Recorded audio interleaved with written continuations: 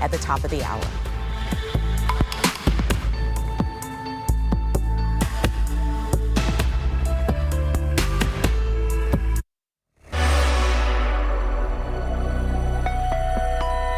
Chicago Now. This is going to be a very special Chicago Now between now and noon. We're talking all about civil rights leader and icon, Reverend Jesse Jackson, as he died at the age of 84. Yeah, the news came down overnight tonight. I believe we started getting email notifications. After 2 a.m.? Yes. Yeah. Dead of night, and we are told that he died peacefully. He was surrounded by his family members. We have reported at length about some of the health issues that Reverend Jackson had been struggling with in recent years, his Parkinson's diagnosis. But yeah, he worked right alongside Dr. King in the 1960s. He was there in Memphis, Tennessee, when Dr. King was assassinated. And obviously in Chicago, he has been an absolute fixture for decades and decades. This is where Rainbow Push started. His influence stretched not only throughout the city of Chicago, but really throughout the country and the world. And Dawn Hasbrook has this really great piece about Reverend Jackson's life and legacy. Here's Dawn.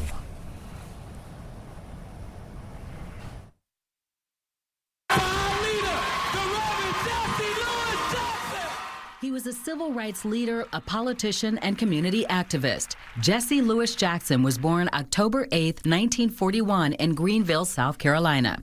He met Jacqueline Lavinia Brown, and they were married in 1962. Together, they had 5 children. It was in a time of civil unrest and the height of the civil rights movement. Will they be able to sit down together at the table of brotherhood? I have a dream. He went to work for the Reverend Dr. Martin Luther King Jr. and was with King when he was assassinated in 1968. It was after Dr. King's death that Jackson took the reins and became known as one of the premier leaders of the civil rights movement. In 1971, he founded a group that would later be called People United to Serve Humanity, or Operation Push. In 1984, Jesse Jackson ran for the 1984 Democratic presidential nomination, but lost to Walter Mondale. He tried again in 1988 and landed in second place in the Democratic primaries, falling to then Massachusetts Governor Michael Dukakis. Jackson transitioned his activism from protest to politics. It was at about the same time that he formed a group he named the National Rainbow Coalition, because it was made up of people from all races and ethnic backgrounds. That is the unfinished business that I'm about, fighting for equal opportunity for all Americans and peace in the world. Congratulations. During his lifetime, Reverend Jackson collected more than 35 honorary degrees and was recognized over and over for his efforts to help those less fortunate. In 2017, Reverend Jackson was diagnosed with Parkinson's disease, but he still kept a public face. In September 2021, he and his wife were hospitalized with COVID. He had been vaccinated, she had not. It affected his Parkinson's and his ability to walk and talk, and he had to undergo intensive therapy. But before long, he was back in the public eye doing what he did best, protesting injustice and bringing attention to issues for the less fortunate. Jackson once said, "Never look down on anybody unless you are helping him up." It was a mantra he lived by, one he's inspired others to continue as he leaves a significant legacy behind that helped pave the way for the modern civil rights movement we all know today.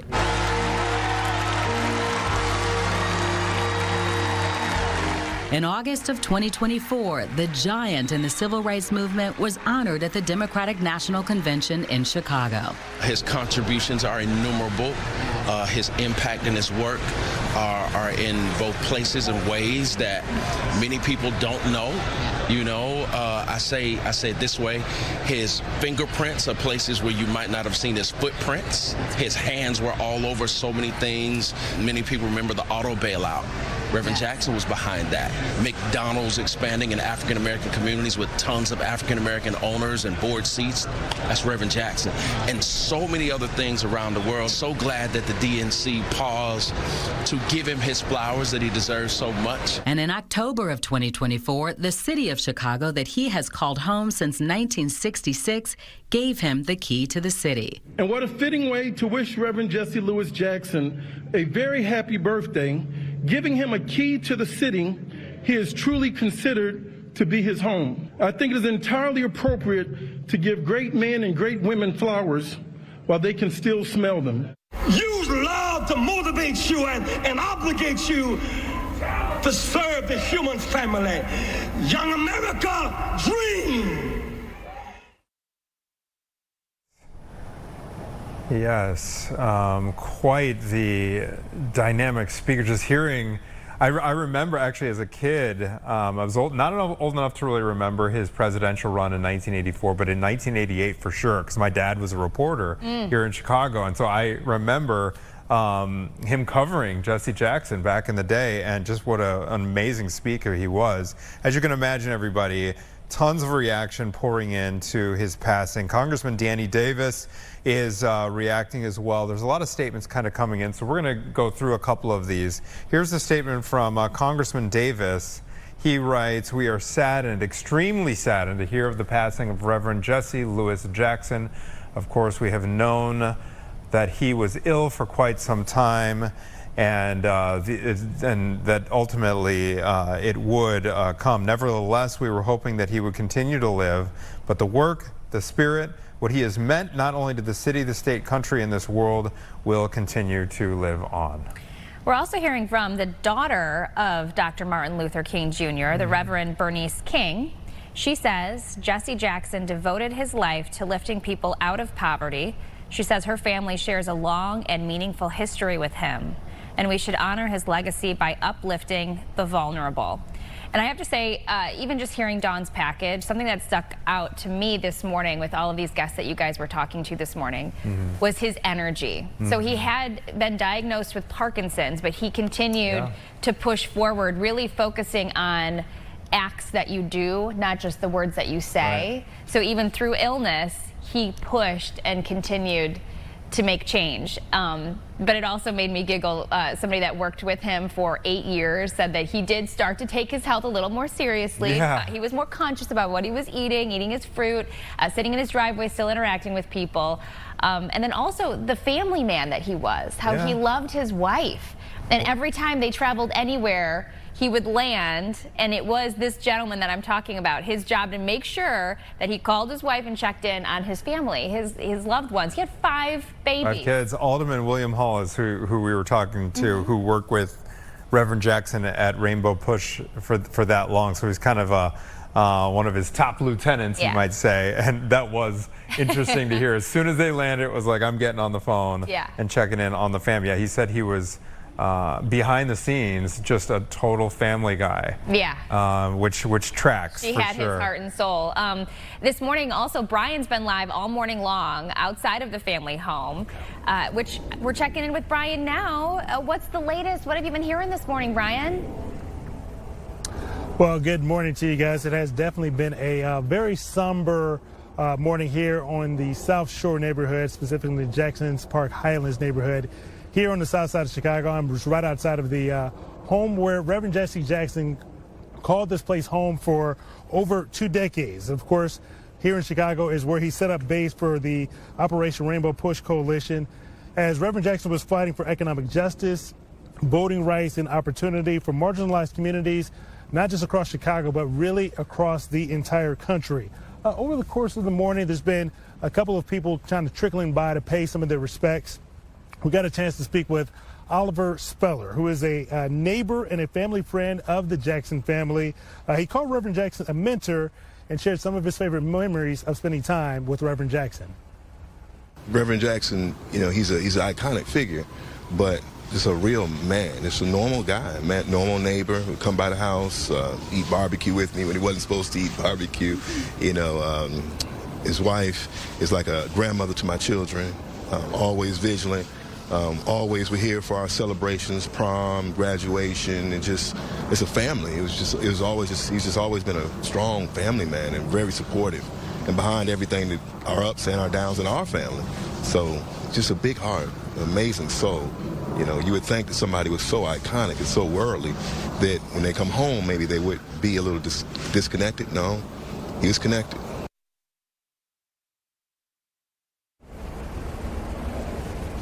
And you were just hearing from Oliver Speller, who is a family member. He's not a member of the family, but a close friend of the family. And he called Reverend Jackson a mentor of his. He spoke about how much Reverend Jackson was just a family man, and he also loved his share of barbecue as well. And that is, he just said that, you know, Reverend Jackson was just a tremendous icon and really a beacon for the entire city of Chicago. We'll have a little bit more reaction coming up a little bit later this hour here on Chicago Now. For now, reporting here in the South Shore neighborhood, Brian Jackson, back to you guys. Thank you. I gotta know, what is the vibe out there outside of his family? Are the neighbors coming by, paying respects, sharing memories about his life? Well, there's no family here at the home. We have been told that. It's been honestly pretty quiet. We're going to bring you some sound a little bit later this morning where a man came from the Roseland neighborhood and literally dropped off flowers. So we're going to share that with you guys in a little bit. But it's been pretty quiet out here for sure. A couple of neighbors kind of walking by just saying that Reverend Jackson definitely meant a lot to them, and that people were able to kind of come by when he was living here. And his home was very much open to all of his neighbors here in the South Shore neighborhood. Yeah. All right, Brian, we'll check back in with you. Let us know if anyone else comes by, and if you want to check in, we'd love to touch base. Absolutely. All right, thank you, Brian. He mentioned that the neighbor called him a mentor. We're getting all these statements in from politicians. Brandon Johnson called him a mentor as well. Like he's heartbroken. The mayor of the city is like, I want to, everyone to know how heartbroken I am about my friend and mentor. So he really, I mean, there's a lot of comments as well. Like one of the recurring themes is the consensus is that without the groundwork that Jesse Jackson laid as a politician, Barack Obama may never have become president. You know, that's the impact. That's the level of impact that this man had. Have you seen that clip from when Barack Obama became president, the tears? Yes. That he had? Yes. Yeah, it was so touching. I was reading about that, and apparently what caused him to cry during, because this happened right in 2008, right at Grant Park, there's a close-up, was that he was thinking about all the people that told him that there couldn't be a black president. Yeah, and that had passed away before they got to see that moment. Right. And yeah, super poignant moment. I mean, that was very moving to read about that moment. Think about everything he went through to get to that point. And then also, all morning we've been checking in with Saquon, who's at St. Sabina Church, where Reverend Jackson had a very close friend, Pastor Father Michael Flannery, and hearing his stories of all the different experiences that he went through as a friend, it just goes to show how close they actually were, Say.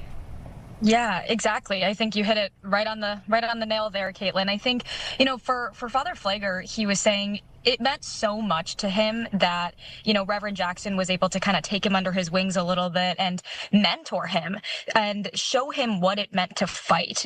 He really credited Reverend Jackson for that and you know, teaching him a lot of those skills.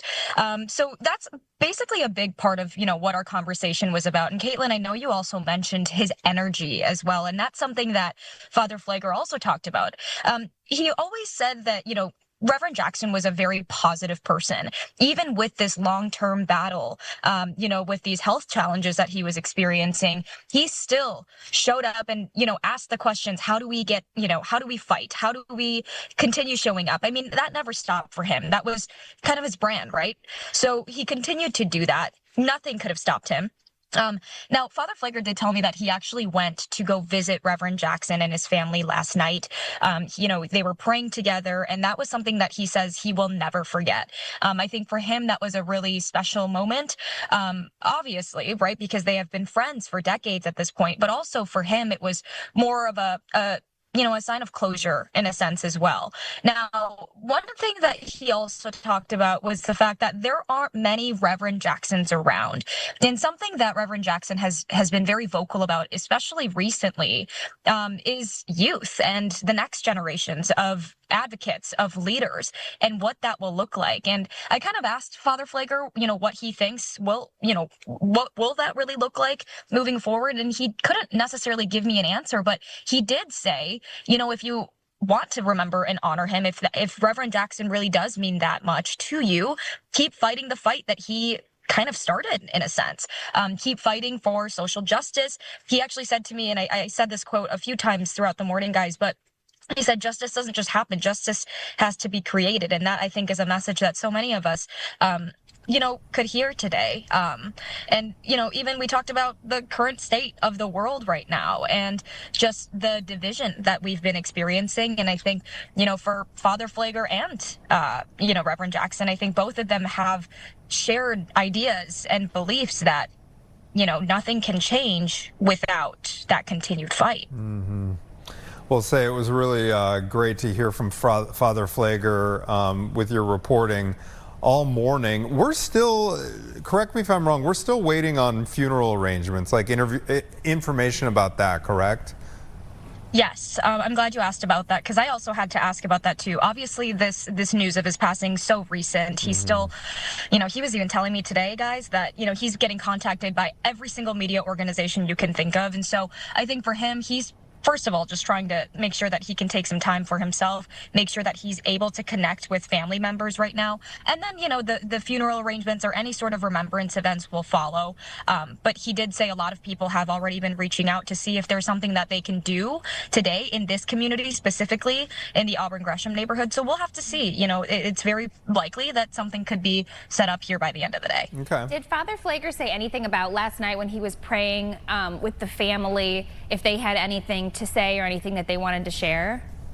I'm also glad you asked that, because I tried to ask this, but at the same time, he said that he doesn't feel comfortable talking about it. Those conversations were had in private, and they were very emotional for him. And obviously, we got to talk to him not even 24 hours after, Reverend Jackson passed away. So I think for him right now, he wants to keep those conversations private. And for him, it's just about being here for the community as well at St. Sabina. Thank you so much. We'll be checking back in with you. And obviously, you're right. This is so fresh that, but when I see folks like Michael Flagler, I'm like, those are the kinds of people that are probably going to be speaking at his funeral once those arrangements are announced. It even stuck out to me when he was talking this morning about all the experiences. I know I kind of mentioned it before, that he's had with Reverend Jackson, as they were such close friends, even sitting in jail with him. So the movements that they've gone through over these years together. So I could imagine that some of these questions were probably very difficult to answer or to even hear from Father Flagler, because they were not just, it seems as though they were very close friends. Oh, for sure. For sure, and we'll keep everybody posted as soon as we hear directly from the family. But obviously, Father Flagler respecting that boundary, and this wasn't necessarily unexpected. We've been reporting over recent years his health battles. He had a neurological disorder. As a young reporter in Chicago, when I first started here back in the late kind of 2010s, I made mental notes. It did get a little bit more difficult to understand. His inflections changed, as he aged and the Parkinson's kind of took hold. He's been struggling with his health for some time now. But as Father Flagler mentioned, he never sat down. Even as he was battling these health issues, he was so incredibly active. Passionate. I mean, there's something to be said about, even when you do have health issues, as you're getting older, if you continue to work and continue to move within your passion, it'll extend your life. Right. And it is good to hear that it was a peaceful passing, surrounded by loved ones, and that Father Flagler was there praying over him as he passed. Yeah, absolutely. And I did notice, I do my regular scour of all the news sites when I come in to try to make sure. sites like CNN.com, FoxNews.com, front page, nationally right now. And if we do have anyone who's younger who's joining us online right now, I hope this speaks to just what a colossal figure Jesse Jackson was during the course of his lifetime. There's a famous picture of him in Memphis, Tennessee with Dr. Martin Luther King Jr. I believe it was taken the day before MLK was assassinated. He was right there in the same group. They stood arm in arm. Mm-hmm. His career as a politician was major.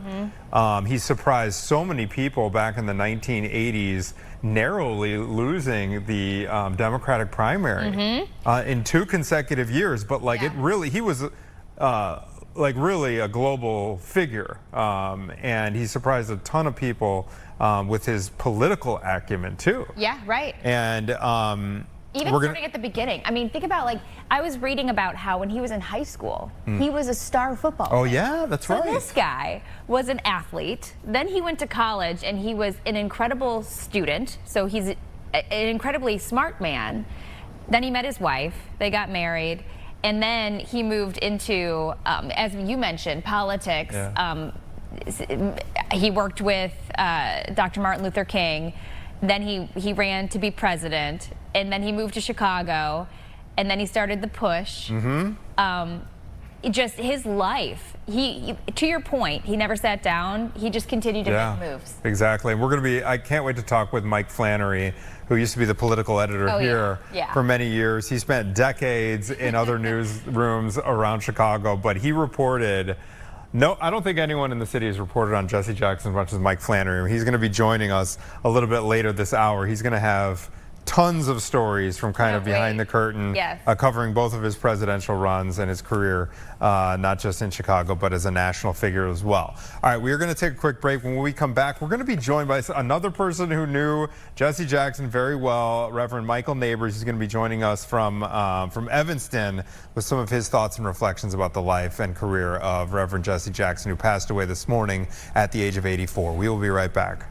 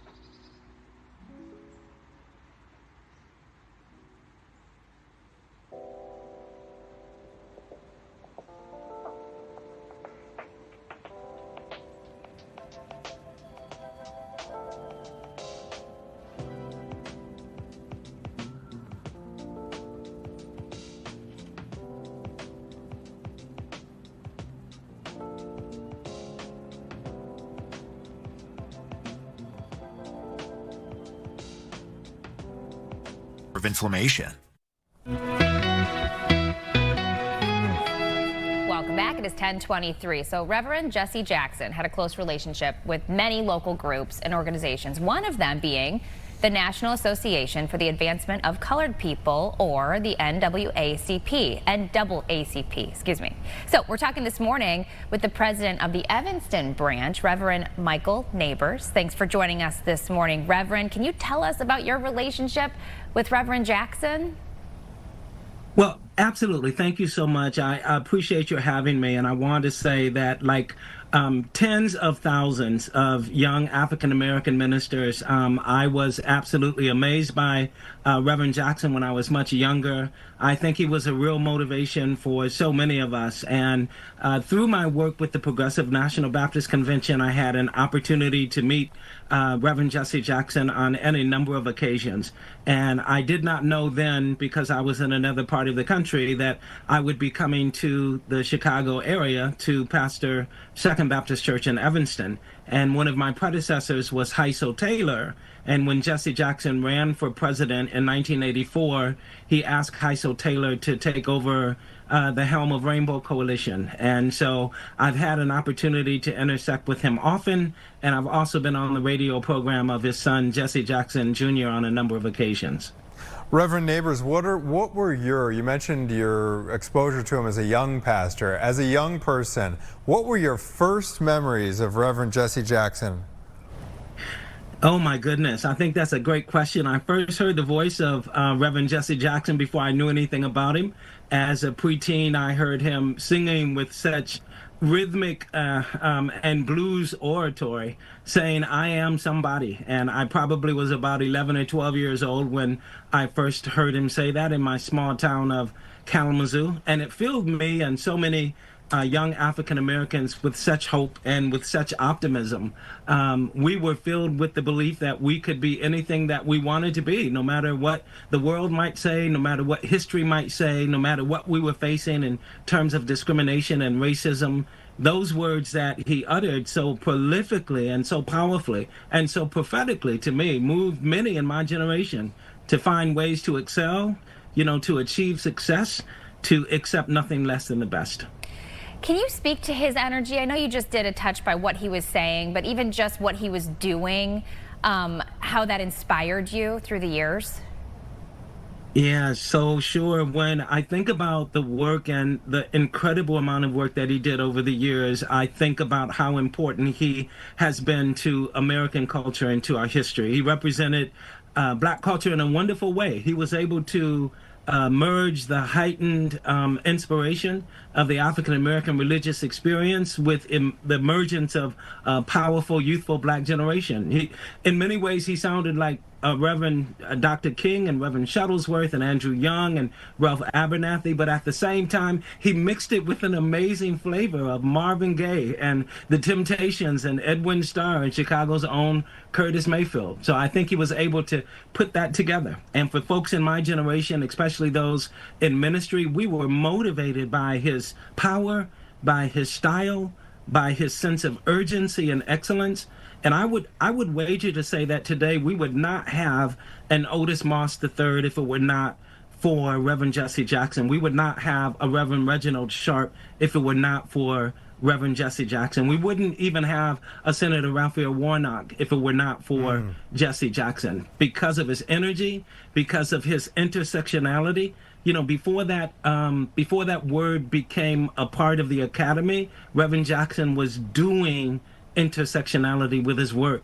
My goodness, one day he might be playing basketball with the singer Marvin Gaye, and then the next day speaking with senators and representatives, showing up at the park for someone's family reunion and eating from the grill one day, and then sitting down to negotiate fairer wages and employment opportunities with Fortune 500 companies the next day. There's just nobody like him, and his ability to bring those two factors together as one has been a motivation throughout my life. That's really cool to hear just what wide range Jesse Jackson had. I really appreciated that story you told earlier of Caitlin was mentioning how he was a football star as a young person. Yeah. And how there's that famous image of him and Marvin Gaye playing one-on-one basketball. Is that right? Yes. Yeah. Absolutely. So again, I think that he just had that capacity to bring it all together. And by the time I started seminary in the 1980s, in the early 1980s, I was good friends with a former minister of the church that I served. And I started in 1982, and a year later, that minister, Reverend William Howard, was a part of the negotiating team that Reverend Jackson took with him to Syria to negotiate the release of the U.S. Navy lieutenant. I think his name was Robert Goodman. And that was a major piece. I think a couple of years later, he negotiated with Hezbollah the release of a number of Americans who were hijacked on TWA 847. So, you know, he negotiated with Serbians in 1999 for the release of 3 American service members. So remember, he was able to communicate with the folks who were playing in the neighborhood, and he was able to negotiate at the highest levels as well. Yeah, and, you got the Presidential Medal of Freedom from Bill Clinton for some of those diplomatic efforts, right? I'm wondering how you know, for people who may be unfamiliar, you know, new to Chicago or younger, unfamiliar with the impact that Reverend Jesse Jackson had on the national stage, where you think history will place this man with regard to other leaders of the 20th century, like Reverend Martin Luther King, folks like Al Sharpton or Malcolm X, Barack Obama. Like, where do you think history will remember this man long from now?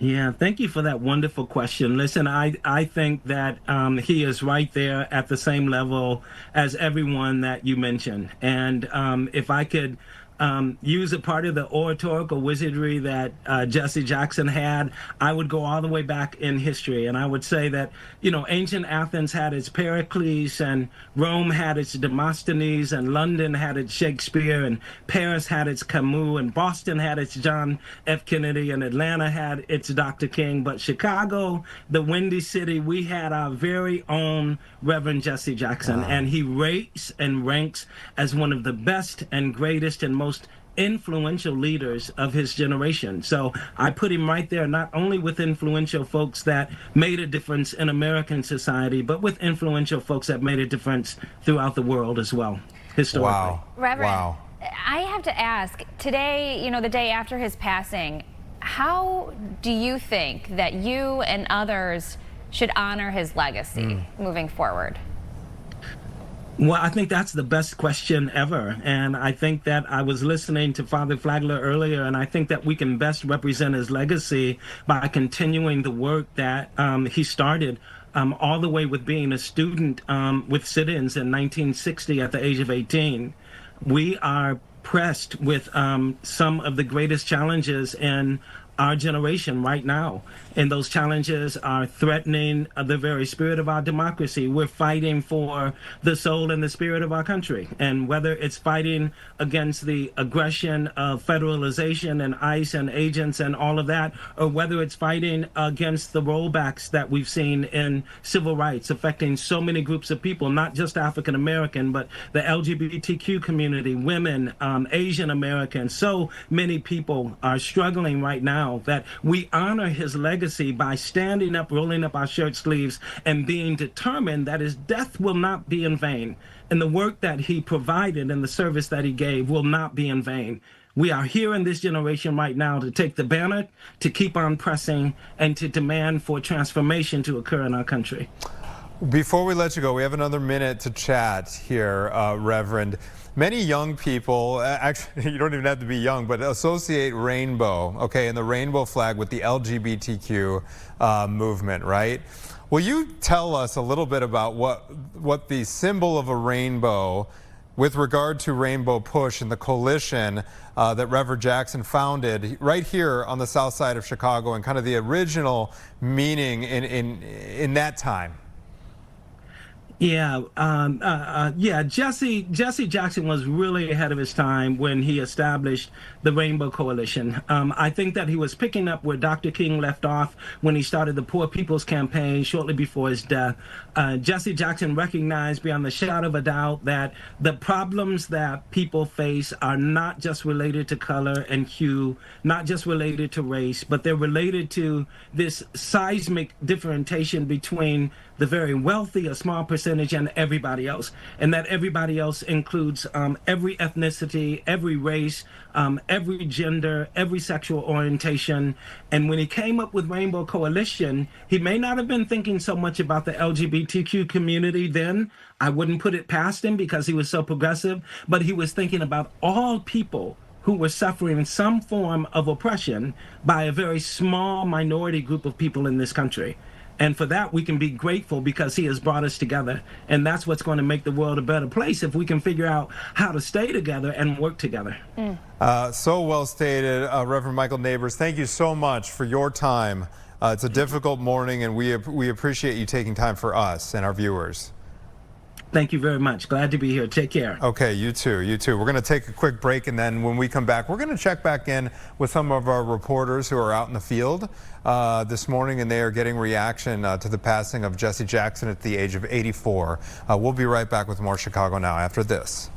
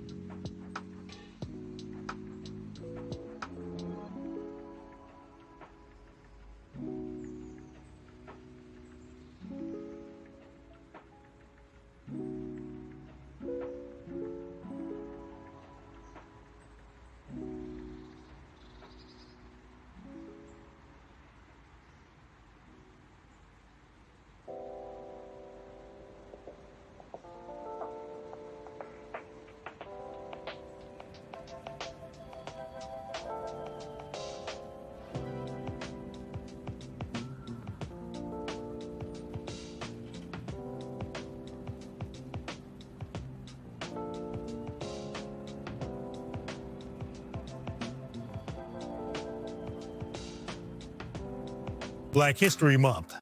10:37, in case you're just joining us on Chicago Now. This is a special day of Chicago Now between now and noon, where we're really focusing on Chicago civil rights leader and icon Reverend Jesse Jackson, as he has died at the age of 84. So now we're going to be checking in with Saquon this morning to see what's the latest. She's been live all morning at St. Sabina Church with reactions from the community. Say. Yeah, so we actually got to go inside St. Sabina Church this morning to talk with Father Michael Flannry. And he, if you don't know, him and Reverend Jackson are very close. They've been close for decades at this point.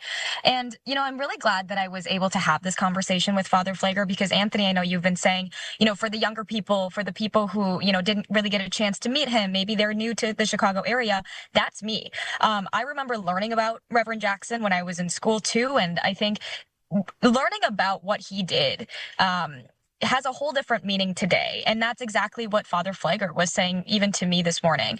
Some of the things that stand out to me during our conversation was the fact that they have gone through so much together. I mean, he told me about, how they marched down Michigan Avenue together. They've protested, marched, all sorts of things together, but also they've been arrested together. And that was something that he seems to really remember vividly. He talked about, their time at Chuck's gun shop in Riverdale and how, they were arrested because they were protesting for anti-violence. That is obviously closed now, but that was the site where a lot of people would buy their guns. And so they were out there advocating for anti-gun violence. And so it was really powerful to hear, of course, what Reverend Jackson meant to not only Father Flagler, but the entire country. And so, hearing from him was also really emotional. Obviously, as I said earlier, he hasn't even really had time to process this himself. He was with Reverend Jackson and his family last night. They were praying together. He says that that's something that he will never forget. And I think for him, that was a sense of closure in a lot of ways. And, grief is a very difficult thing to navigate, as many of us know. But I think for Father Flagler, he wanted to make sure that, we heard the message today and we heard in which ways we should be honoring and remembering him, which is, once again, to keep fighting that fight. That's something that he was very adamant about in our conversation today. Saquon, thank you very much for recapping that. It's really a very moving discussion you had with Father Flagler earlier today, and we appreciate you giving us a recap as we approach 10:40 on your Tuesday. Brian Jackson has also been out in the field all morning. Brian, will you tell us where you are this morning and what you are hearing from that location?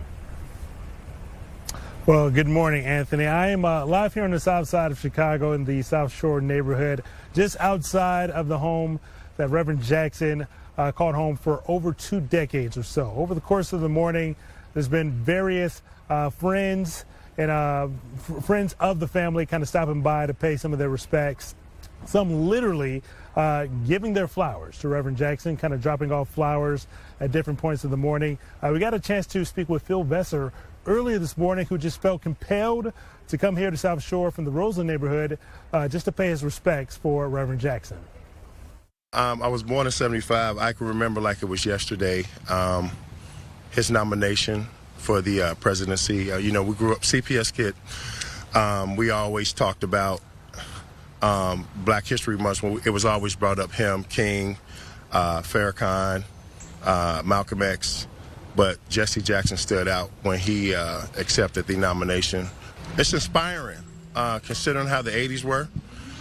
For those who know, the 80s was a tough time for Chicago, Black Chicago families. I couldn't imagine how it was in the 60s and 70s outside of the things that we have read and seen from videos.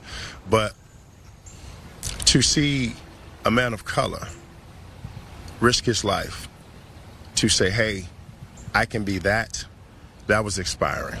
That was very inspiring for me.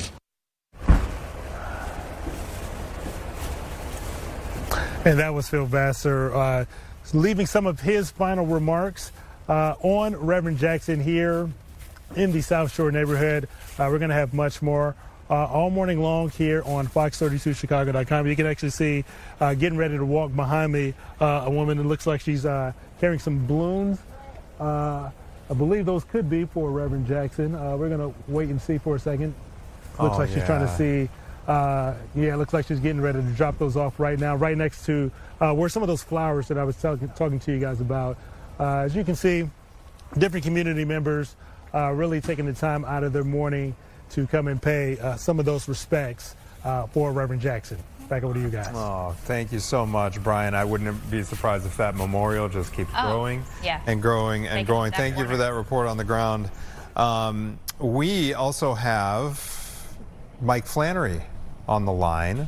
Mike, being a longtime political editor here at Fox 32, reported throughout the 1980s. Mike, you have been covering Chicago politics for so long. I guess I'm hearing now we have to take a quick commercial break, but I'm glad we get to see your face before we go to commercial, so people know to stick around. Yes.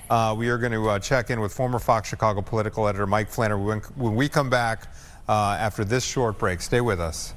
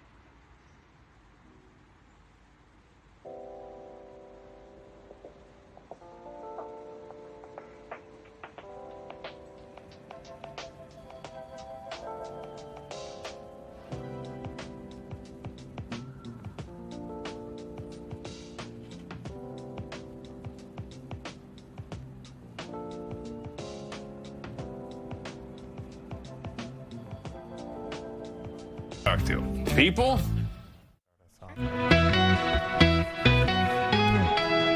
10:45, and welcome back to Chicago Now. This is going to be a very familiar face for those of you who have watched Fox Chicago for years, because we have Mike Flannery this morning. Good to see your familiar face, Mike. And because you've been in the Chicago scene, the political scene, for so long, we know you have a number of stories to share with us about Reverend Jackson's life through those years. So good morning to you. Thanks for joining us. Let's get started. Well, good morning. Good morning, Anthony, my former intern there. Great to see you getting ahead. It's great. Actually, why don't we start there, Mike, because you will not remember this, but I will, because it was my first day. Yeah. My first day as an intern under Mike Flannery. The year was 2001, and the very first story that you took me out on, sir, you introduced me to Reverend Jesse Jackson. And I remember those moments where you're kind of starstruck. You've seen this person on TV for years.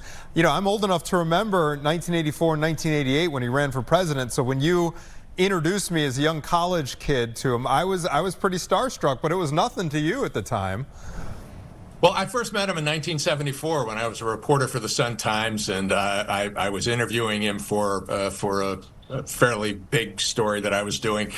You know, one way to think about Reverend Jackson's career and the significance of it is to, at least the way I view it, he was the premier African-American leader in that transitional period between Dr. Martin Luther King Jr. and Barack Obama. In that period following the assassination of Dr. King, which of course Reverend Jackson was present for, that horrible, tragic moment. From that assassination until the election of Barack Obama, Jesse was the premier African-American leader and somebody who was well aware of that role and who used that role to, as Brian Jackson's interview subject there, Mr. Vassar, was saying, you know, to inspire not just African-Americans but many people as well. There was a message of optimism and of hope and of, you know, African Americans, you know, his essential message was, we faced a lot of obstacles here, but we're going to get you know, things are getting better. Not just things you know, will be better. Things are better than they used to be, and there was that optimism, I think, resonated. And The other critical moment in launching Jackson's presidential campaigns, I think, was the 1983 election of Mayor Harold Washington. Reverend Jesse was one of dozens and dozens of Chicago leaders who played an important role in helping in 1983 to elect Harold Washington. Right after that, I think he had a moment where he realized, you know, if a black man can become the mayor of Chicago, which had never happened before, maybe it's time to take a shot at the White House. That set the stage for the 84 and 88 campaigns, Anthony and Caitlin. You know, my question is, Mike, you meet these people sometimes in your life that demand the attention of the room because they just bring this presence, this energy with them. Can you speak to that? Because I'm sure you were in his presence, interviewing him, talking to him many times in your career. Well, I was, and a dominant memory, I have to confess, Anthony, I don't remember that anecdote you told me, but now that you've mentioned it, I'm put in mind of a couple others. And Caitlin, apropos your question, that bus caravan that Reverend Jackson organized from Chicago to the Atlanta Democratic National Convention in 1988 was very memorable to me. We stopped at many spots along the way, and we visited. They were primarily black audiences, many black churches, but one that really sticks in my mind was in Nashville, Tennessee. We got in perhaps an hour or two late, later than we were expected. And not only was the church filled, the street outside the church was filled. There were 10,000 or more people, and the excitement that the appearance of Reverend Jackson generated was extraordinary. And again, there was a smiling, beaming, optimistic. There was optimism in the eyes of everyone in that crowd. There was also concern. You heard that the gentleman that Brian interviewed a few minutes ago say that Reverend Jackson risked his life. There always was concern about a potential attempt on his life. But you know, his message was, you know, folks, his message to Black America in particular was, you know, folks, things are getting better. I think there's a lot of those white people out there that are going to vote for me. And indeed, I think he got about 12% of the white vote in 1988. In total, he got about 29% of the Democratic primary vote. He showed up at that Atlanta convention with hundreds of delegates. And was a force to be reckoned with in the party. His star faded after the election of President Obama as the first African-American president. Those big crowds that once jammed the former synagogue that was the headquarters of Operation Push there at 50th and Drexel, those crowds diminished over the years. But in that period, as I said, that period between the assassination of Dr. King and the election of President Obama, that was Reverend Jesse Jackson's heyday. We heard from a couple of folks throughout the morning, Mike, who didn't think President Obama would have risen to the office of the presidency without the groundwork that had been laid by Reverend Jesse Jackson during his presidential runs during the 1980s. Can you speak to how remarkable those, or surprising perhaps, you said 29%, the success of those runs were at the time? Well, I think you can make an argument that there were a number of people and events that set the stage for the Obama campaign, but certainly Reverend Jackson absolutely has every right and had every right to claim to be one of those people. And, you know, he got into the details. Once, you know, running for president is complicated. It's hard. There were lots of rules that the Democratic National Committee had. That Reverend Jackson and his supporters played a role in changing those rules, making giving a larger voice to the primary voters as opposed to party leaders. Some of those were bitter behind the scenes battles. There were he had to wage a struggle behind the scenes as well as in front of the cameras, and indeed that helped to set the stage for the Obama campaign. What can you tell us? I don't want to put you on the spot too much, Mike, but what can you tell us about the relationship between Barack Obama and Jesse Jackson? I am seeing a tweet from Donald Trump that he put out a short time ago saying that there was some alluding to the fact that there may have been some tension between these two. I mean, I know at the top, in the top rungs of leadership at that level, I don't know how competitive it gets, but do you have any insight into that? Well, I mean, that's hilarious, but yeah, of course there was tension. After the assassination of Dr. King, there were many people vying for to take up that mantle, and some of them had public criticism of Reverend Jackson. Some of them asserted that he had stretched the truth about the events of the evening, and in other situations, Reverend Jackson referred to that as their slander. He had to deal with it for decades. But sure, behind the scenes, there was tension, and you may remember that former Congressman Jesse Jackson Jr., who's of course running again in next month's primary. Yeah. He rebuked his own father for those comments about President Obama that were made on a hot mic. He didn't think, I guess, that what he was saying was being recorded or heard, but he had a microphone on, and they were some derogatory comments about Barack Obama. But that's what happens when people are vying for.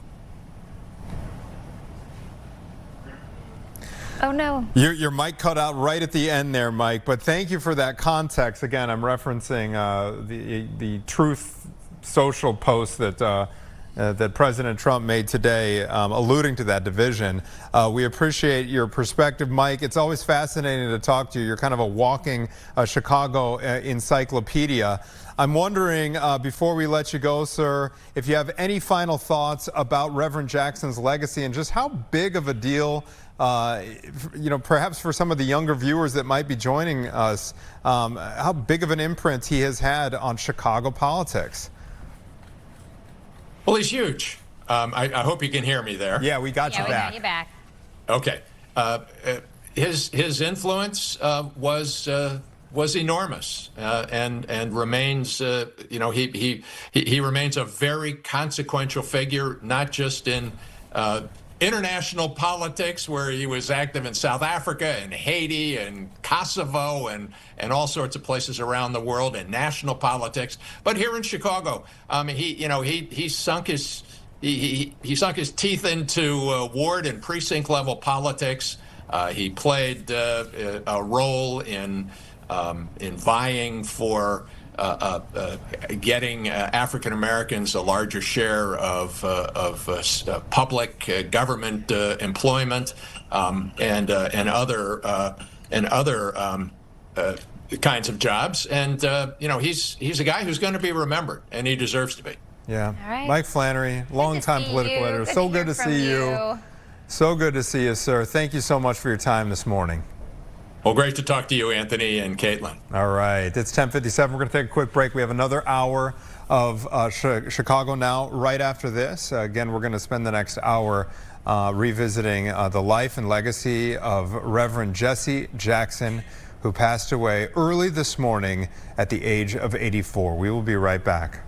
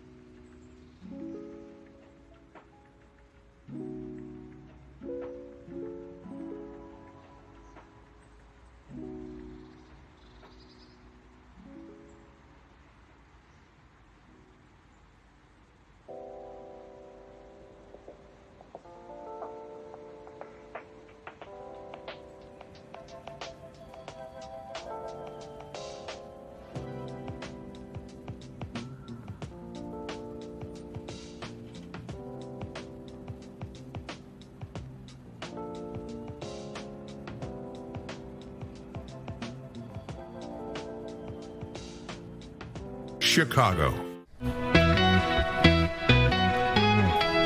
All right, welcome to the 11 o'clock hour of Chicago Now. We're following the news, of course, of Reverend Jesse Jackson's death earlier this morning. At the age of 84, he's lived such a long, full life. I mean, we've been talking about how it's hard to even like encapsulate or talk through everything that he's done. I mean, it spans from not just being like a neighborhood guy. We've been hearing how tight he was with his neighbors, but a family person, a national politics. I mean, his political career, he nearly reached the the top of the Democratic ticket. 2 different elections. His work as a diplomat as well, and the awards he's received, civil rights leader, and then like a spiritual leader too.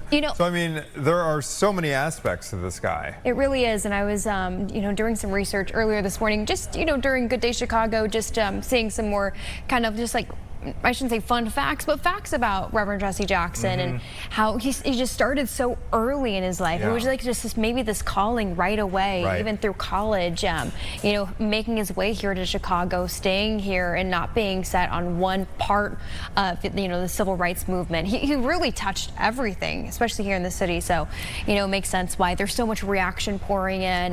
There's so much remembering happening today. I don't know if you caught Mike Flannery, who's the theme of what Mike was saying, and he has covered Chicago politics as long as anyone in this city, and he was saying that between MLK and Barack Obama, Jesse Jackson was the most prominent African-American leader in the country. And again, I think we learned of his passing. I woke up, we both wake up early for this shift, and I think the 2:20 this morning. 2:20 was that when we got the emails? Yeah, that his family had announced he was surrounded by family when he passed away. And Dawn Hasbrook left this segment on his life and legacy. So here's Dawn. Put your hands together for our leader, the Reverend Jesse Louis Jackson. He was a civil rights leader, a politician, and community activist. Jesse Louis Jackson was born October 8, 1941 in Greenville, South Carolina. He met Jacqueline Lavinia Brown, and they were married in 1962. Together, they had 5 children. It was in a time of civil unrest and the height of the civil rights movement. Will they be able to sit down together at the table of brotherhood? I have a dream. He went to work for the Reverend Dr. Martin Luther King Jr. and was with King when he was assassinated in 1968. It was after Dr. King's death that Jackson took the reins and became known as one of the premier leaders of the civil rights movement. In 1971, he founded a group that would later be called People United to Serve Humanity, or Operation Push. In 1984, Jesse Jackson ran for the 1984 Democratic presidential nomination, but lost to Walter Mondale. He tried again in 1988 and landed in 2nd place in the Democratic primaries, falling to then Massachusetts Governor Michael Dukakis. Jackson transitioned his activism from protest to politics. It was at about the same time that he formed a group he named the National Rainbow Coalition, because it was made up of people from all races and ethnic backgrounds. That is the unfinished business that I'm about, fighting for equal opportunity for all Americans and peace in the world. Congratulations. During his lifetime, Reverend Jackson collected more than 35 honorary degrees and was recognized over and over for his efforts to help those less fortunate. In 2017, Reverend Jackson was diagnosed with Parkinson's disease, but he still kept a public face. In September 2021, he and his wife were hospitalized with COVID. He had been vaccinated, she had not. It affected his Parkinson's and his ability to walk and talk, and he had to undergo intensive therapy. But before long, he was back in the public eye doing what he did best, protesting injustice and bringing attention to issues for the less fortunate. Jackson once said, "Never look down on anybody unless you are helping him up." It was a mantra he lived by, one he's inspired others to continue as he leaves a significant legacy behind that helped pave the way for the modern civil rights movement we all know today.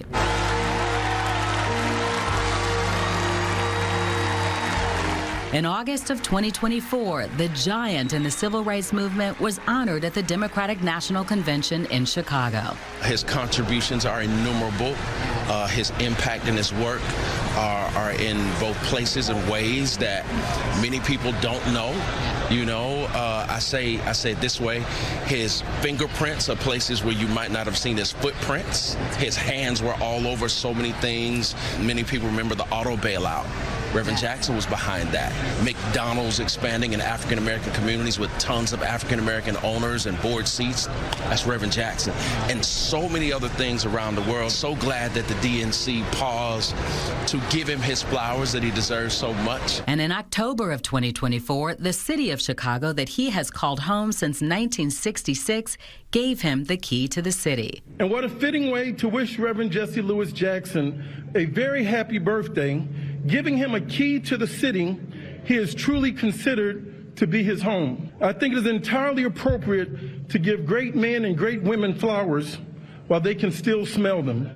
Use love to motivate you and obligate you to serve the human family. Young America, dream!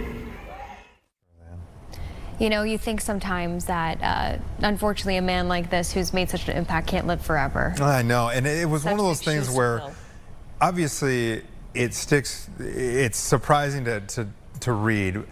You know, when you wake up and oh my gosh, it's so sad and so tragic. At the same time, he has been struggling with his health for some time now. He's been in hospice. He's been in, exactly. Like when we've been reporting this, he was in and out of hospice. You know, his Parkinson's diagnosis, the neurological disorder that he had been dealing with. So it's not, you know, a surprise from that standpoint. But you know, to lose a titan like this, just someone who is a colossal figure in the civil rights movement and also just in politics. You know, you saw how he was honored there at the most recent DNC. It was and just I great to see remember that moment. I had full-on chills. Another moment that gave me chills this morning. We were talking during your tease before the 10 o'clock hour at Chicago Now, your first day as an intern, and meeting Reverend Jesse Jackson. I was starstruck. You were with Mike Flannery. You probably talked about it here in the 10 o'clock hour. I really only had a couple of instances with him, just like at the MLK breakfast the last few years, not this past year.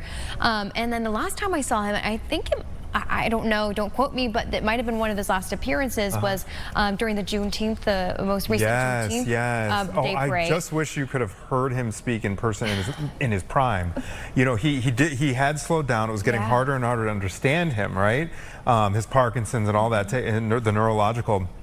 But I mean, we've been hearing some audio clips of his oratory skills. The quotes. I mean, he is like, you know, he spoke with purpose. He really did. And you know, it's funny. It's even during that Juneteenth parade, while he's, you know, really he's really changing and progressing with the disease, he was still such a presence without saying a word. And, you know, and he was unfortunately in a wheelchair. He was in that flag ceremony, but he was still such a presence. All eyes were on him, and he even had that until the end. So that is a really good observation, Gabby, because there are certain people who have that level of magnetism. And Mike Flannery told an anecdote. One of his most memorable stories was when he led a whole bus caravan during one of his presidential runs down to Atlanta, where they stopped along the way, and he said folks were just flocking to see, because he almost got the Democratic nomination. It's unbelievable. Roseanne Tellez is obviously has covered Reverend Jackson for many years here in Chicago. I know you worked with Mike for many years, Roseanne, and you have been following the story of his passing all morning as well. Why don't you give us some of your reflections this morning, Roseanne, on what it is to lose such a monumental figure? Right. Well, it's funny, when you were talking about your first encounter, I was thinking of coming to Operation Push one Sunday, and this would have been in the early 90s, and so that was my first encounter with the Reverend Jackson. And as you mentioned, oh my goodness, to hear him speak, you know, what oratory skills he had. But I tell you right now, we are outside the Operation Push Coalition, and we've been seeing people walk by here all morning with tears in their eyes. Some of them are leaving flowers, all of them wanting to sort of offer condolences to the Jackson family in some way. They're so appreciative. But as you mentioned, Anthony, the family They were the first to release this news early this morning, and I want to share some of that statement that they released with you. They said, "It is with profound sadness that we announce the passing of civil rights leader and founder of the Rainbow Push Coalition, the Honorable Reverend Jesse Louis Jackson Sr. He died peacefully on Tuesday, surrounded by his family. His unwavering commitment to justice, equality, and human rights helped shape a global movement for freedom and dignity. Our father was a servant leader, not only to our family, but to the oppressed, the voiceless, and the overlooked around the world." Really beautiful statement there. And members of the Rainbow Push Coalition, family, friends, even people who never met the Reverend Jackson but admired his leadership, they've all been stopping by this morning. We were able to talk with a man named Gregory Sane, who says he's a friend of the Jackson family.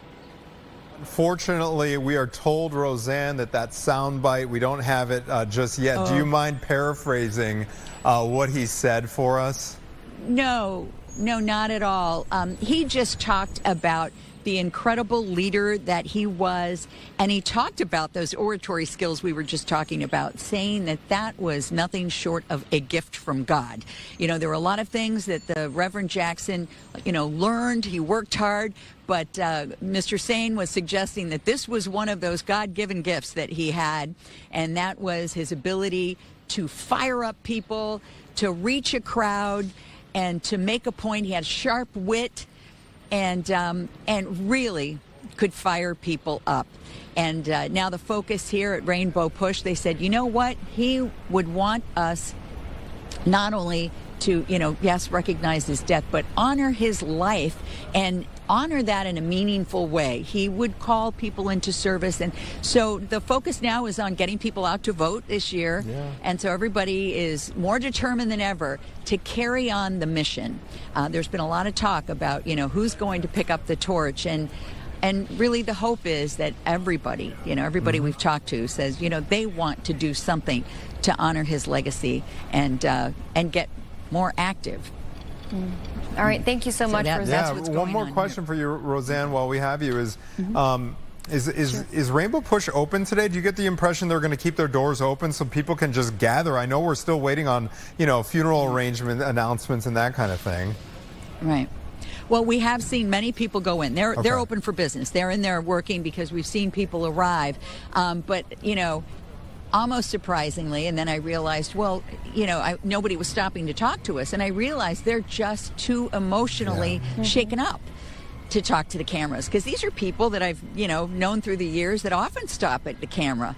But today is a little different. It's hitting hard, and they are continuing to work. I know the doors are open and the people are arriving, but a solemn atmosphere here today. Yeah. And of course we'd love to hear from them, but it's good to give people grace, I think. No, absolutely. It's like our instinct as reporters is to get information and bring people those interviews and keep everyone posted to the latest on funeral arrangements and everything. But that's important to note is that this news is so fresh. We're learning about this stuff in real time. So, Roseanne, thank you very much for being our eyes and ears on the ground right outside Rainbow Push.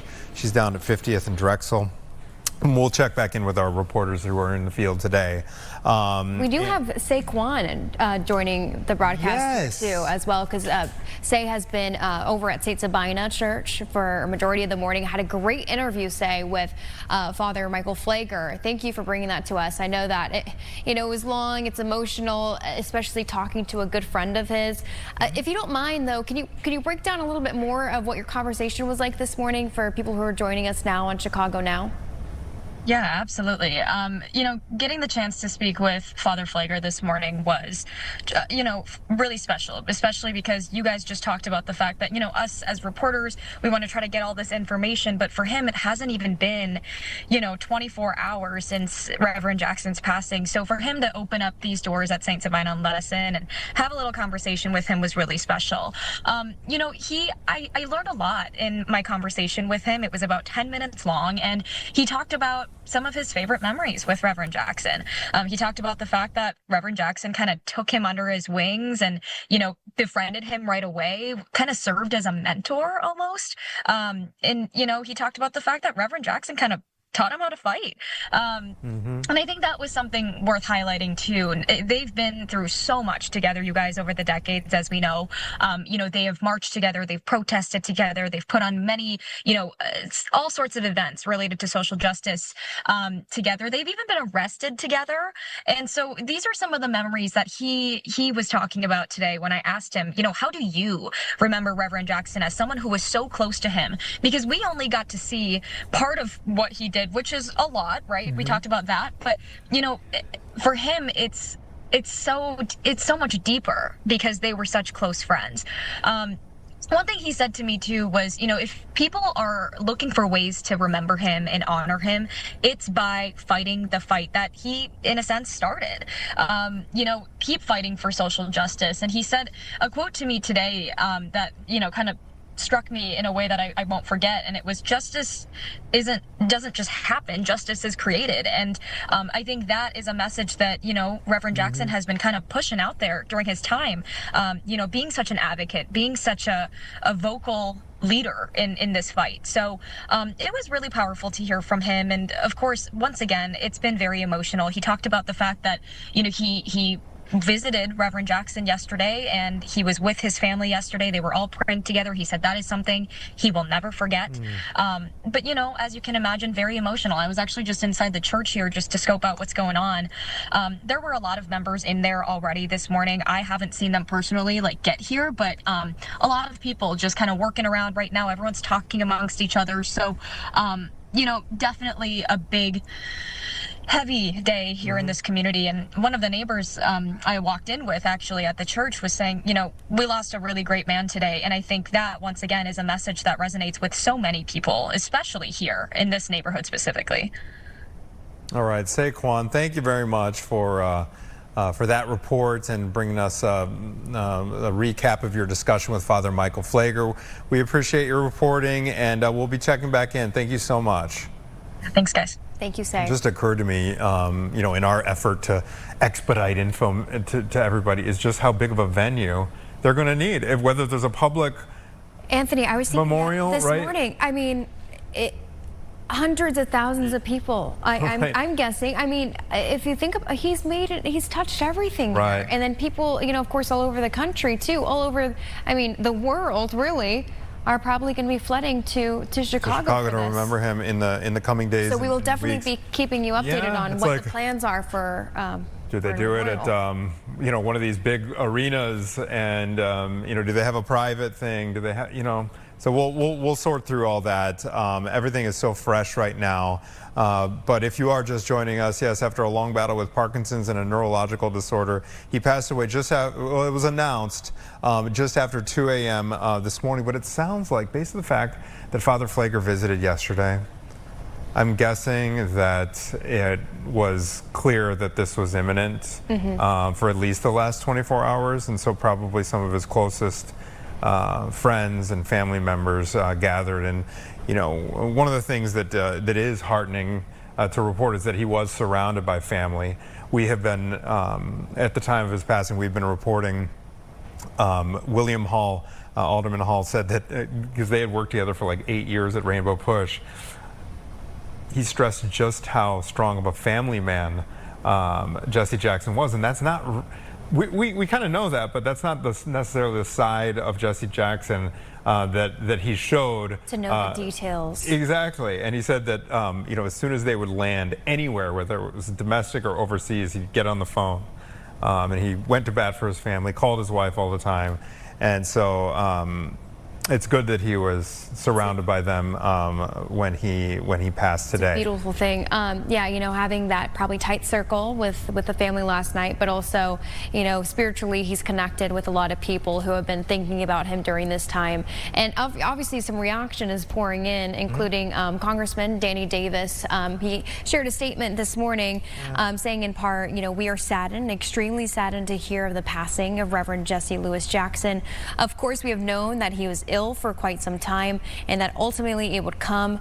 Nevertheless, we are hoping that he would continue to live, but the work, the spirit, what he has meant not only to the city, the state, country, and this world will continue to live on. All right, we're going to take a quick break, but when we come back, we're going to hear from another person who is very familiar with Jesse Jackson. We're going to check in with Representative LaShawn Ford, who is going to share more about his reflections on the life and legacy of Reverend Jesse Jackson. That's when we come back after this short break.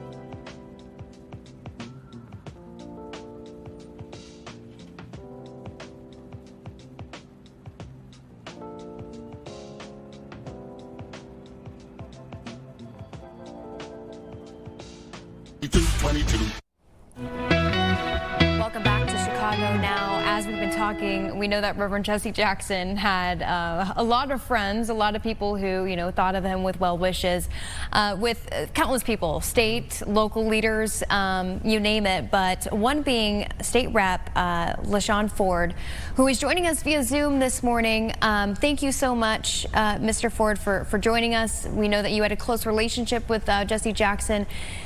If you don't mind sharing a little bit more about that relationship and how you're feeling this morning.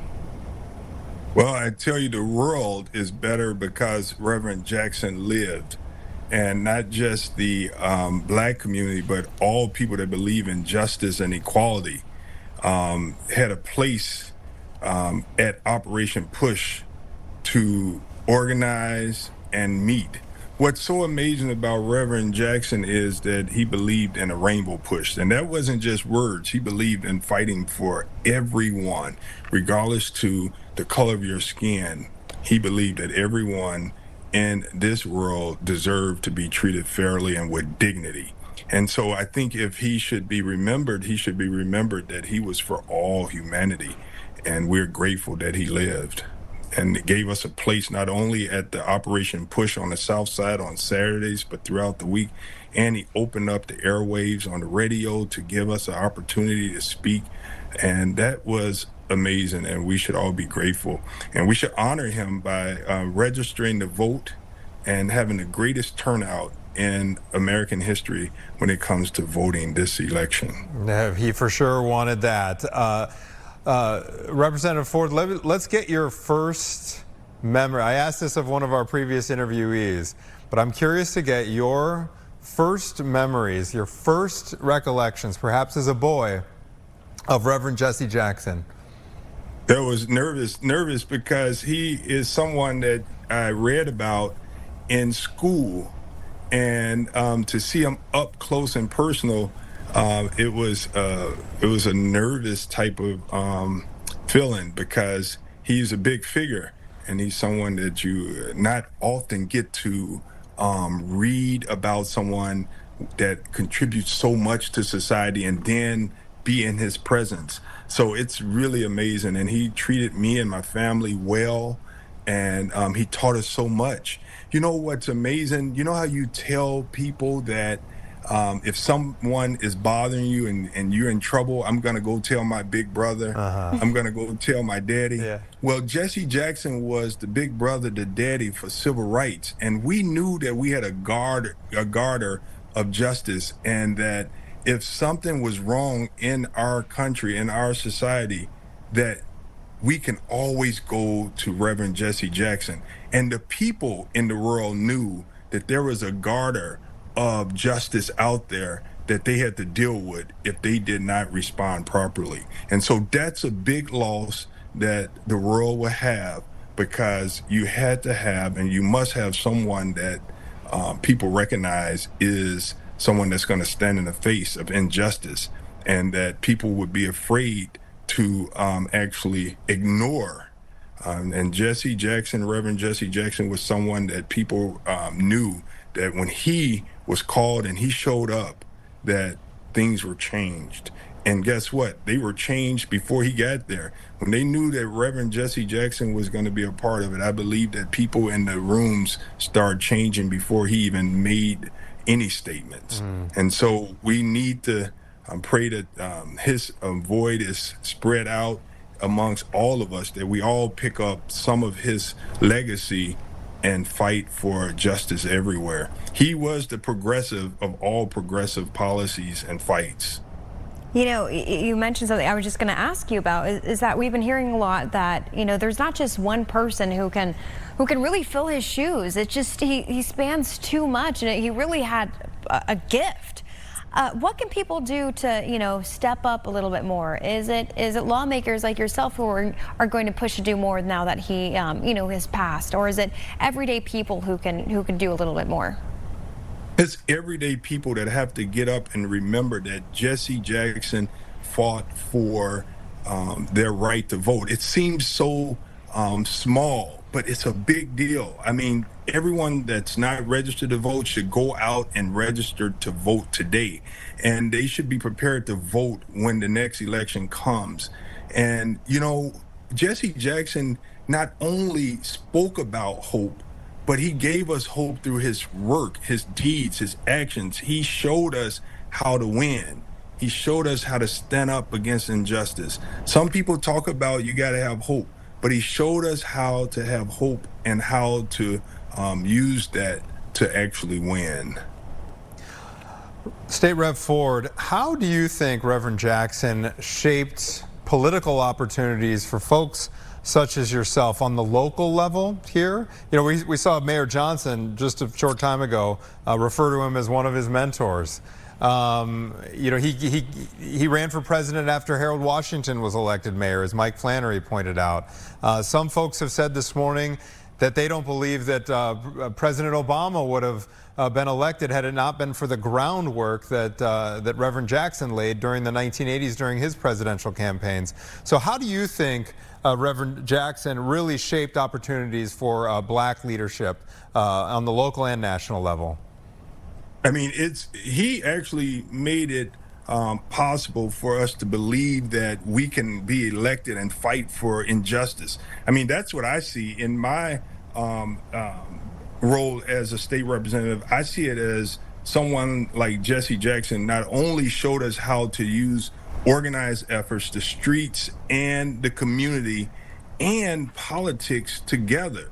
That's a very difficult task to be able to thread, to be able to say that we must use the community, the church, and politics to win.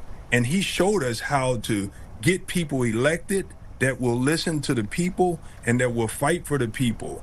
And so that's his contribution as well, showing us that you have to get the right people elected that understand how to fight for justice in a progressive way. That's the energy that I have. We talk about a Dr. Martin Luther King Jr., but I tell you, Reverend Jesse Jackson picked up the mantle from Reverend Dr. Martin Luther King Jr. And so we have to make sure that we are respectful of that and remember that we all have a responsibility, that his life was lived for all of us and that we must pick up where he left off. And his family, I have to say, his family sacrificed so much through the years, and they actually didn't have normal childhood lives because Reverend Jesse Jackson was fighting for all of us. He was the father for all of us. And so because of that, his children and his family actually struggled. There it is right there. He took us to jails. I've been to jails with Reverend Jackson. And so he was there for all of the downtrodden. And people loved him. They feared his presence when there was injustice. And, he was a global leader. He was truly a change maker. And it sounds like, we really need to respect his bravery. Think about that time, him, MLK, of course. They were right there doing things that really no one had done before. Putting their families at risk, although they, have so much love for them. I want to talk about some of the quotes that we've been hearing. He had heard that he's had such a way with his words, right? Through speeches. We see so many quotes from him just day to day, even before his death here. What's something maybe that he told you that really stuck with you and you can carry on? Oh, what he told me, and what's most important was he met my daughter, and he treated my daughter better than he treated me. My baby is 21 now. She's a Howard graduate. He was so proud of her being a Howard student, but I could never forget how he treated the young people and how he touched them and let them know how much they are important. He actually gave my daughter such encouragement, and we have photos of the way he mentored my daughter and how much he encouraged her, and Santita Jackson, how they encouraged my daughter. And so we still have a lot of Reverend Jesse Jackson around with his children, Santita Jackson and Jesse and Jonathan and Mrs. Jackson. And we have to make sure that we do everything that we can to support Operation Push in ways that we have never done before, because we owe that debt to the Jackson family and to Reverend Jesse Jackson. Yeah, there's some serious shoes to fill here. LaShawn, we were alluding to the fact before you came on that it's our instinct as reporters to get information out to people as soon as possible with things like, public remembrances, memorial services, where you can go, where people are gathering. What are the conversations going to look like in the coming days? I know this news is so fresh for everybody. In terms of organizing some way for folks to remember Reverend Jackson, we were kind of alluding to the fact that they're going to need a big stadium to probably accommodate everybody who's going to want to be a part of this and to come together. So what are those discussions? What are the next couple of days going to look like to come together with a plan for all of these remembrances? Well, I hope that the plan will be that we register to vote, that we honor his legacy by registering to vote and voting. I think that Reverend Jackson will be proud if the numbers of those people that are not registered to vote change, and that the number of people that's registered to vote on election day, because he taught us that our voice and our power is at the ballot box, and that we can actually make a difference in elections, and we could vote our interests. If people voted, if black people and people that voted their best interests when Jackson ran for president, he would have won. And so we know the power of the ballot box.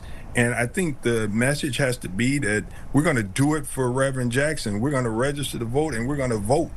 That's what I hope that I'll be doing in his honor and his legacy, making sure that we push that He told us, this is Black History Month. I'm Black and I'm proud. That is something that was so needed in the time when he said it, when he teamed up with James Brown and teamed up to give Black people hope that they too are beautiful. That's legacy. And I'll never forget when growing up that he told me that I am somebody. As you say that, LaShawn, I covered so many events with him where he would lead young people in reciting those messages back and forth, and it was always moving to me to see the impact. You mentioned how good he was around young people, just how inspiring he was. We appreciate your time this morning, sir. Thank you. And I know that Reverend Hall is going to be joining you. Yes. He is deeply hurt, and we all are. And he's going to have some great words. Well, very close to the family. We're looking forward to our discussion with William as well. And we thank you so much. Yes, we know that thank you. this is not easy for everyone, and we're thinking of you and your family as well. Thank you. All right, we're going to take a quick break here on Chicago Now, but we will have more on the life and legacy of Reverend Jesse Jackson, who passed away early this morning, when we come back.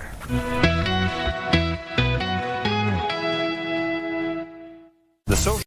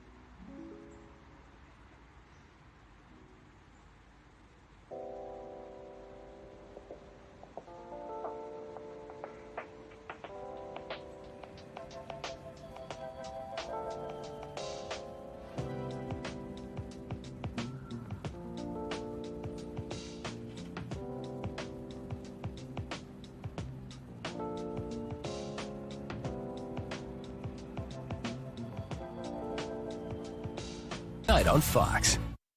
Welcome back to Chicago Now. We just wrapped up our conversation with State Representative LaShawn Ford, who gave us some insight. We know that he and his family are very close to Reverend Jesse Jackson, and had a big impact on him and his family's life, but also, on so many others, as he was able to, explain to us. Coming up, we're going to be talking to Alderman William Hall, about his relationship with Reverend Jackson as well. But first, we have some reporters who have been doing some great work out in the field, starting with Roseanne Tellez, who has been live at Rainbow Push, and gives us a recap, Roseanne, of what's been happening there this morning. Well, we got here very early, and it was dark. There were no people around, but as the morning has progressed, we've seen more and more people walking by. As I mentioned earlier, they're in tears. A lot of them have flowers in hand as they walk by, some people even taking pictures. But we've also noticed some security go up. I'm not sure if they're expecting anyone in particular, but they have, set a perimeter here and have gotten a little more cautious. But again, this news did come early, and the first people to share it was the Jackson family, and I want to share that statement with you again right now. It is with profound sadness that we announce the passing of civil rights leader and founder of Rainbow Push Coalition, the Honorable Reverend Jesse Louis Jackson Sr. He died peacefully on Tuesday morning, surrounded by his family. His unwavering commitment to justice, equality, and human rights helped shape a global movement for freedom and dignity. Our father was a servant leader, not only to our family, but to the oppressed, the voiceless, and the overlooked around the world. Really well put. You can tell that this family, they have the same genes when it comes to speaking skills and writing skills. Reverend Jackson, of course, remembered as quite the orator. We also talked to a member of the Rainbow Push Coalition. His name is Marshall Hatch, and he is the National Director for Religious Affairs. He knew Reverend Jackson for many, many years. He said he traveled the world with them. I asked him, what kind of a person was he? And here's what he had to say. Goodness, an incredible mentor. I've traveled with him around the world literally over the last 26 years. And those of us that have been a part of this social justice work, he's been our mentor, our inspiration, and really one of the main reasons why we do what we do.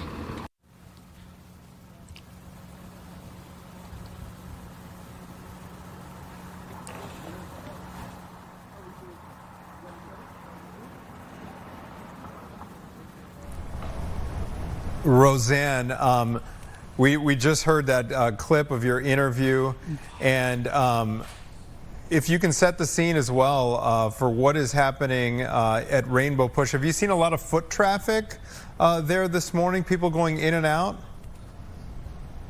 You know, more than usual, but I wouldn't say it's you know, it hasn't been that great. Mm-hmm. But again, earlier, it was just some of the neighbors and people who wanted to come out. We talked to a man who's a historian who said, you know, I felt like I needed to be here today. So people like that who are coming from outside the neighborhood just to walk by, pay their respects.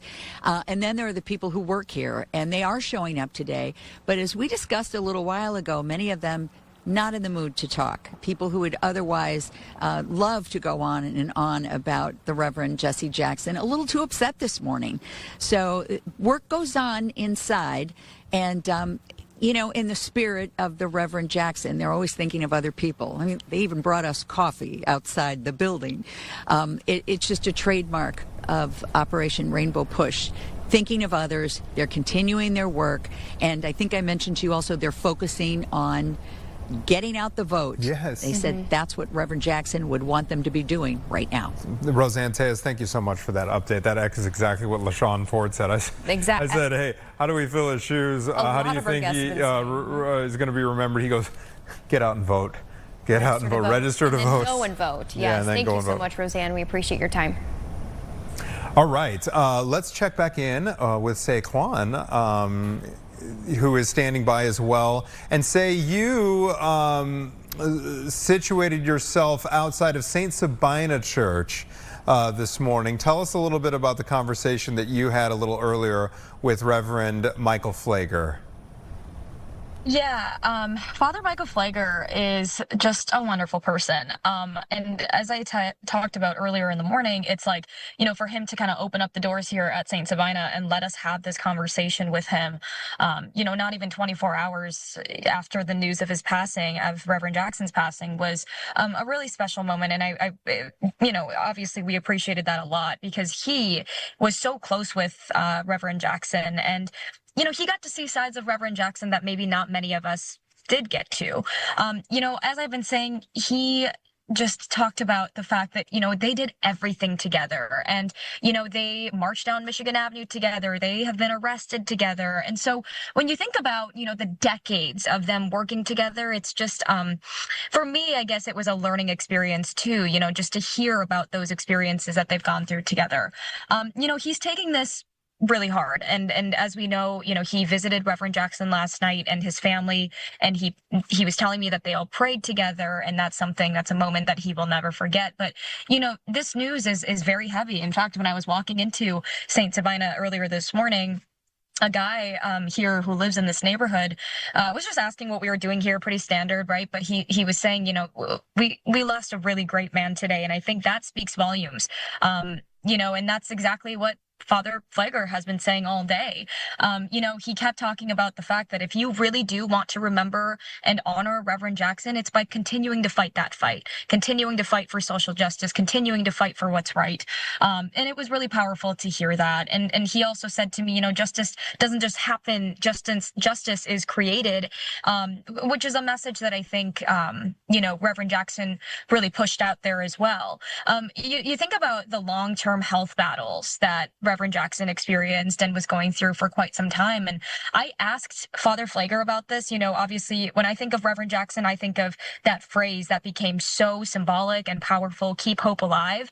And I asked how Reverend Jackson was able to maintain that, or whether he did, while battling, all of these health issues. And he was saying that, I think that never stopped him. Yes, he was diagnosed. Yes, he was in a wheelchair. That didn't stop him from doing his job. And so, once again, just it speaks volumes to the work that he did, to how passionate he was about what he did. And that really is the message that I got from Father Flagler today. As far as, any sort of funeral arrangements or any sort of remembrance events, anything like that, there hasn't been anything official that we've seen, at least not from St. Sabina.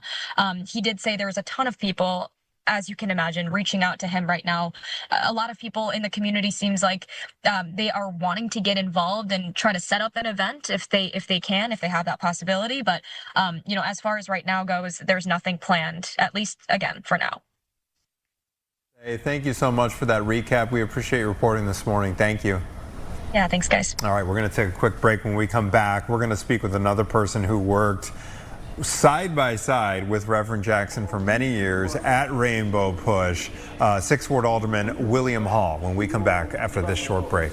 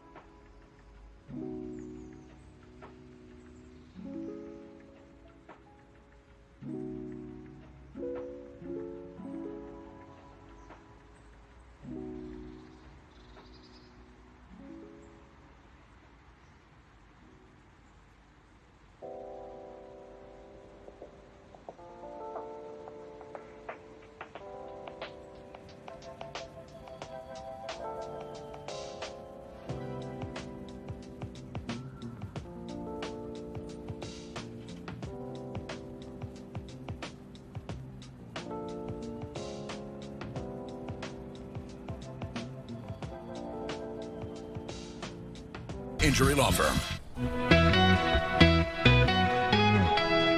Welcome back. It's 11:47 on your Tuesday, and we have been reflecting on the life and legacy of Reverend Jesse Jackson, who passed away this morning at the age of 84, all morning long. And we are joined now by 6th Ward Alderman William Hall, who worked with Reverend Jackson for many, many years. Alderman Hall, welcome back. Thank you so much, first of all, for taking time earlier on Good Day Chicago, and once again, for Gabriella and me and our audience today during Chicago Now. We so appreciate your time. Can you tell us, first of all, about your relationship, how you got to know Reverend Jackson, and a little bit about the work that you did together at Operation Rainbow Push? Well, first of all, thank you for making space for the stories to be told. This is healing, and we're definitely appreciative of all of what you all are doing at Fox today. Reverend and I started literally, I was teaching Sunday school in the basement of Push. And one of the things about Reverend is that he believed that at any given time, if he needed to speak to the nation, he had a studio to do so. And moreover, he also made room for young people to get into broadcasting and to get into journalism at the headquarters. And so I was taping a Sunday school lesson.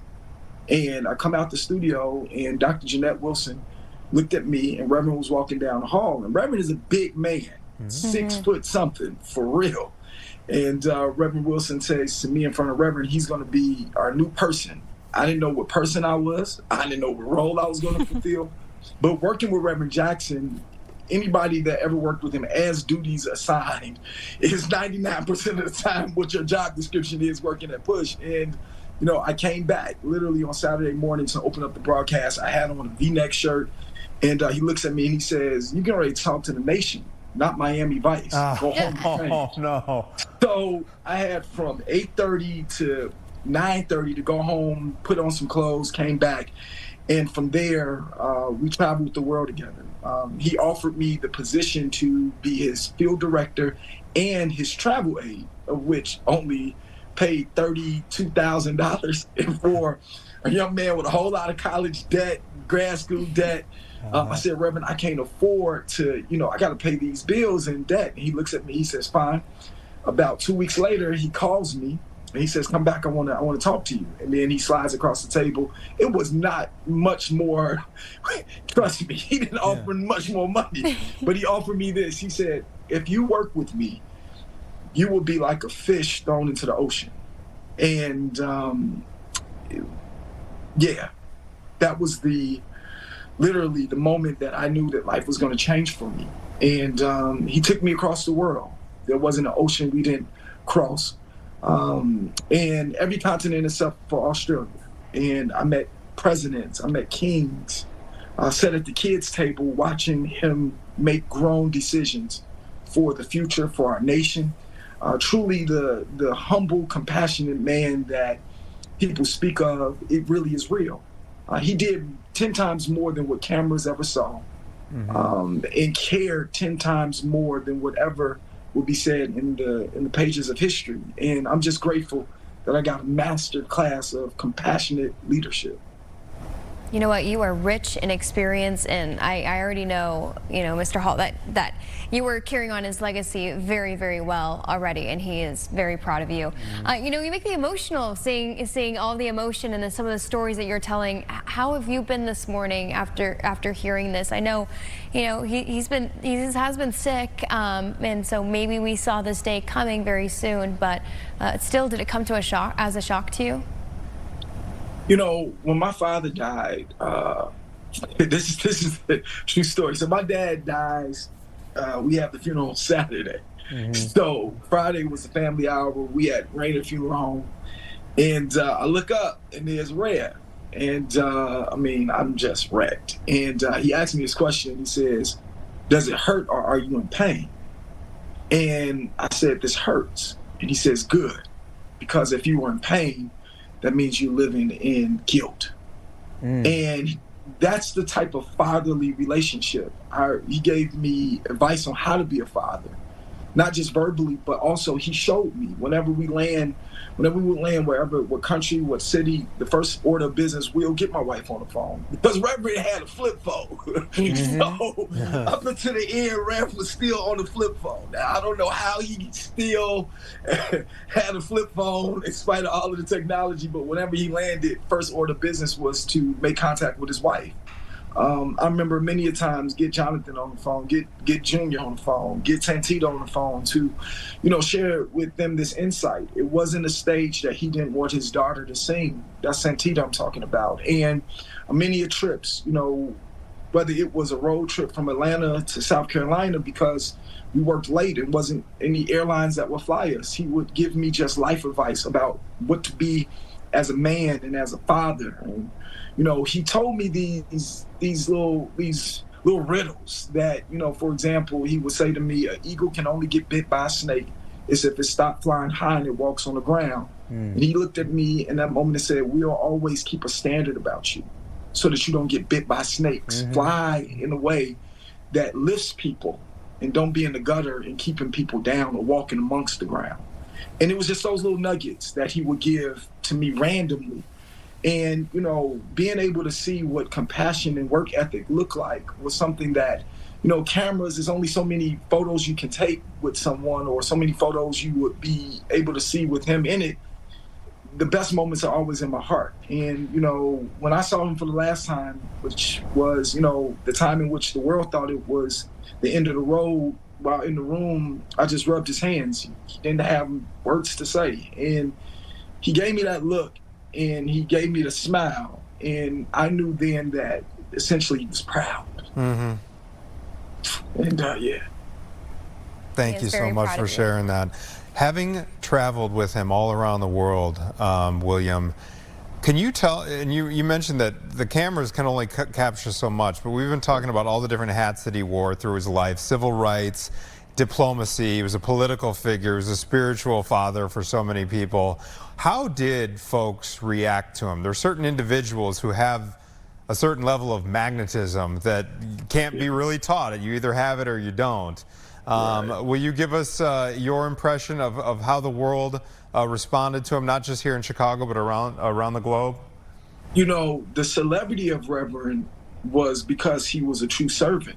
So people really wanted to be in the room or around him because they knew that he had the eye to see a need and to meet the need, whether it was encouraging a waitress or, you know, leaving a little extra tip for the maid who cleaned the room at a hotel. Mm-hmm. He just knew how to meet a need.